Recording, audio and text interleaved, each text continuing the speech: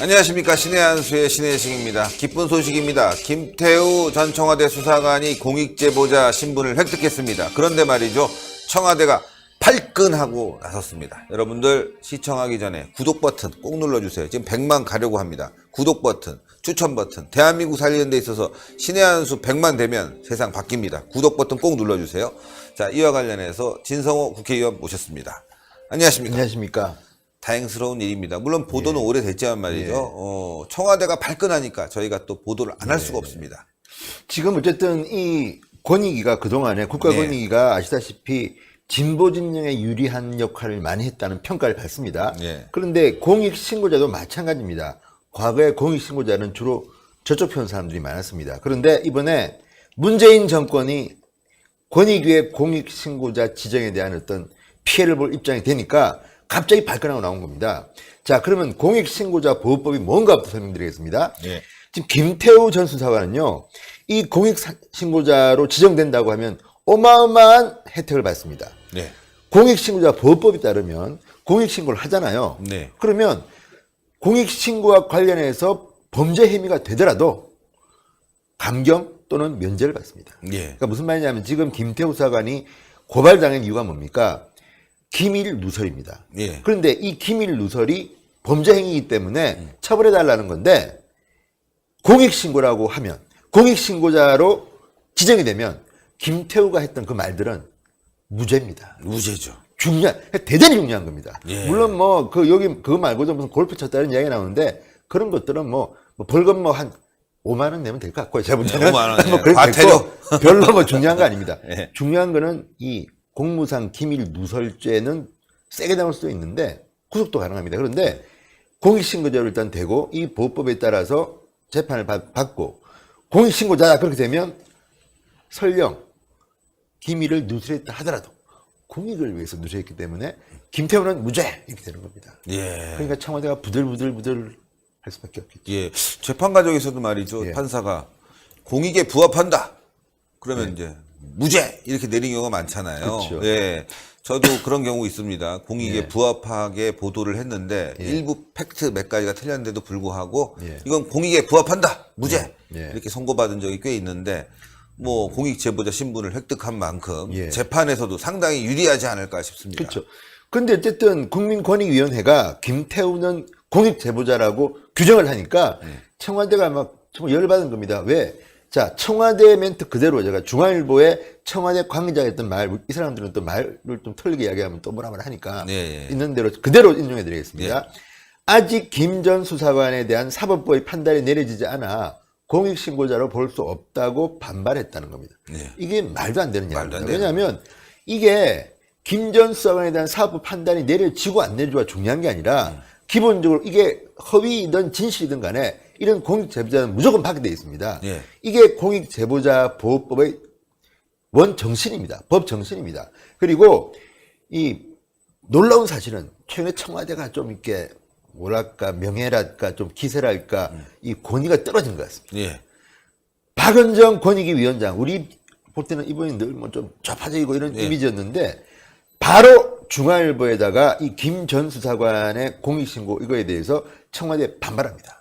자, 김 전 수사관이 개인정보보호법 침해와 관련해 공익신고를 했고 그것이 거짓임을 알고 신고했다고 볼 수 없는 이상 법적으로 공익신고자가 맞다. 맞다. 맞다는 겁니다. 아니, 심지어 박원정 권익위 위원장조차도 공익신고자가 맞다고 아예 규정해버린 겁니다. 청와대의 반발에 대해서 바로 한마디로 그냥 웃기지 마. 그런 겁니다.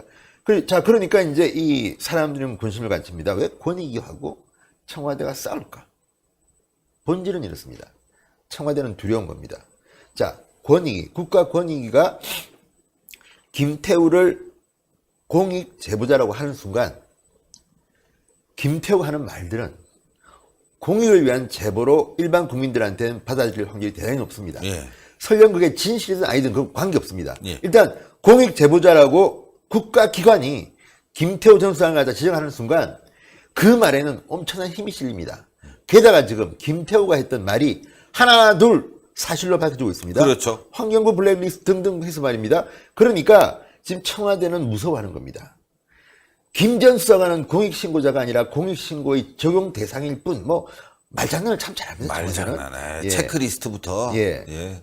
그리고 그러자 권익위는 반발합니다. 왜 청와대가 김태우에게만 유독 엄격한 잣대를 적용하라는가?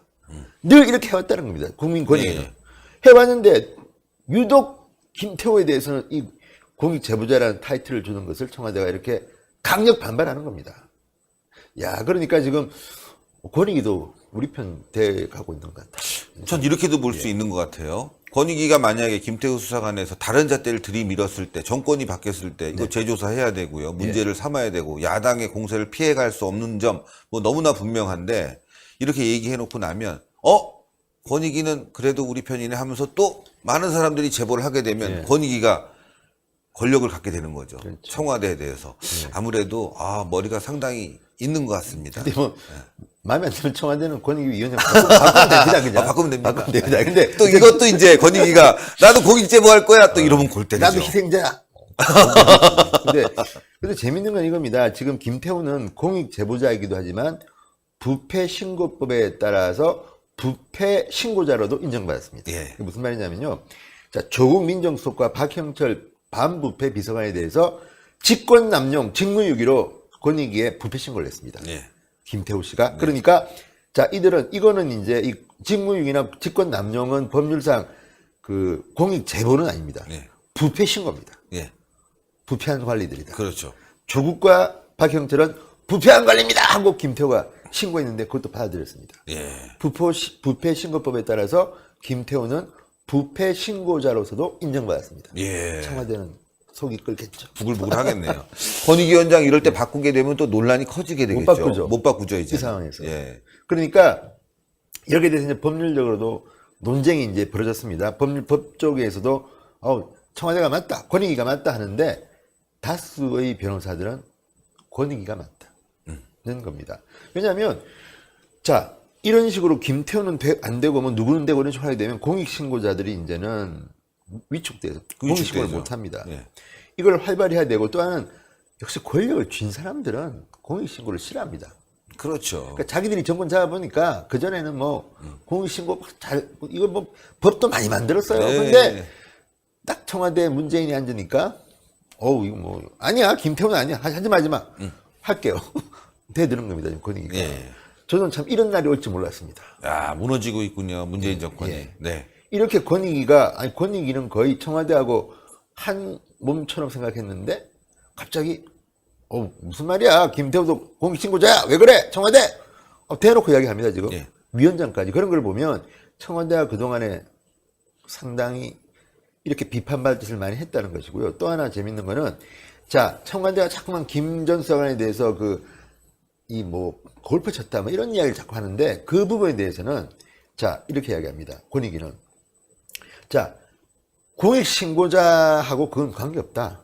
근데 대검찰청 징계 불이익 금지는 뭐 권익위가 기각했습니다. 왜냐하면 이거는 우리가 판단할 일은 아니다. 이거는 법원에서 판단할 일이고 그럼 하면 되고 또 대검찰청이 나름대로 기준을 가지고 한 거기 때문에 설령 대검찰청에 김태우가 징계를 받았다 하더라도 그것하고 공익신고하고는 관계없다. 그렇죠. 아이고 그거는 근데 골프 치고 또는 뭐 그런 것 때문에 징계받았다면 그거는 김태우 수사관이 불복하는 걸 소송 내면 됩니다. 행정소송. 예. 그리고 법원이 판단하면 됩니다. 그거는. 그렇지만 그것과 별도로 김태우가 폭로했던 그 많은 양심 그 폭로는 언젠가는 국민들이 알게 될 것이고 제가 볼 때는 지금 하나둘 사실을 밝혀지고 있지 않습니까?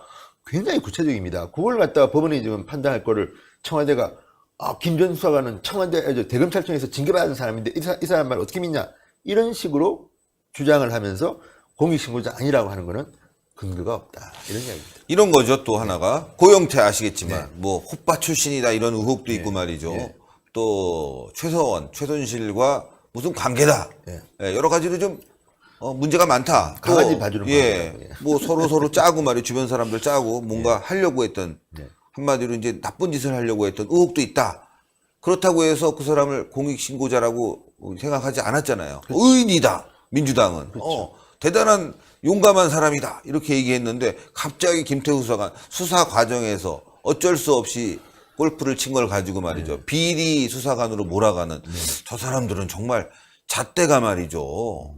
너무 이중적이고, 솔직히 세간에서 여러분도 아시겠지만, 고영태, 그러면 그 사람이 입에서 얘기하는 거 믿을 수 있습니까? 예, 그리고 그 녹취 파일도 나왔잖아요. 이번에 이렇게 어떻게 해갖고 뭐 해자, 한탕하자, 이런 것도 있었는데, 그건 다 무시하고 말이죠. 그렇죠. 이건 절대 있을 수 없는 일입니다. 김태우 수사관은 깨끗한 공익 제보자입니다. 실제로 그리고 고영태는 이 뇌물을 갖다가 받았습니다. 그렇죠. 그래서 일단 실형을 살았습니다. 그러니까 일단 범죄자입니다. 지금 들어가 있습니다. 예, 그럼에도 불구하고 고영태는 의인받들듯이 사인도 같이 찍으시고 국회의원님께서 손모라는 의원께서 네, 그렇죠. 그렇게 다 하고 뭐 또 TV에 나와서 이 민주당 의원들이 뭐 고영태를 지켜 세우고 뭐 그렇게 해놓고 지금 김태우에 대해서는 거의 뭐 미꾸라지니 뭐 등등등등 입에 담지 못할 욕설. 그래서 그것 때문에 또 고발당했습니다. 이 부분도 아마 처벌받을 것 같습니다. 그런데 어쨌든 이런 것들을 보면 도대체 문재인 정권은 너무 표리부동한 거 아닌가. 그렇죠. 내로남불이라는 말도 이제 쓰기 싫어요. 이제 너무 많이 써가지고.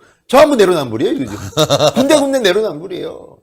요새는 뭐 내책 남불도 있고. 어쨌든 정말 가증스러운데 어쨌든 반가운 것은 이 와중에 문재인 정권의 권익위가 김태우를 공익제보자로 인정했다는 겁니다. 네. 공익신고자로 인정했다는 겁니다. 권익위 비판도 그동안 많이 했는데 이번에는 박수 한번 쳐줘야겠다는 생각이 듭니다. 네, 고생하셨습니다. 감사합니다. 예, 요즘 언론 보도 보니까 말이죠. 청와대발 기사를 다 올리면서 김태우 수사관이 공익제보자 신분이 아닌 것처럼 얘기하고 있습니다. 그렇지 않습니다. 공익제보자 신분 얻었다는 거 분명한 거고요. 또 김태우 수사관의 활동, 애국적이라는 거 너무나 분명합니다. 지켜줘야 됩니다. 보호해줘야 됩니다. 얼마 전에 신의 한수가 계좌번호 올려서 도움을 요청했는데 여러분들 그 계좌번호 다시 여러분들 댓글창에 올려주시면서 김태우 수사관에 대한 성원이 더더욱이나 필요하지 않을까 싶습니다. 김태우 수사관 힘내시고 더 큰 활동 기대하겠습니다. 자, 방송 여기까지 하는데요. 동그랗게 올라가는 구독 버튼 꼭 눌러주시고요. 추천 버튼 꼭 부탁드리겠습니다. 댓글로 여러분들의 의견 많이 받고 있습니다. 대단히 감사합니다.